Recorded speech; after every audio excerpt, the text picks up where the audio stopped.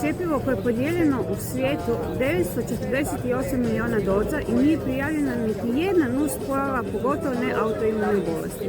Na ovom su slajdu neka od mnogobrojne prethodno zdrave djece koje su se nakon HPV cjepiva razboljela ili umrla. Alexis Wolf pati od epileptičkih napadaja, nepokretna je, inkontinentna i intelektualno na razini 4-godišnjakinje. Kristina Tarsel umrla je od aritmije uzrokovane cjepivom. Njena je majka uložila godine truda da bi to dokazala.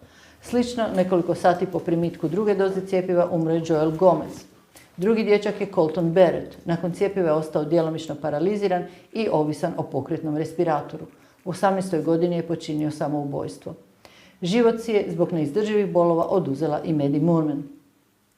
Još bi se puno moglo govoriti o štetnosti HPV cjepiva, no i ovo je sasvim dovoljno za zaključak da ono nije sigurno.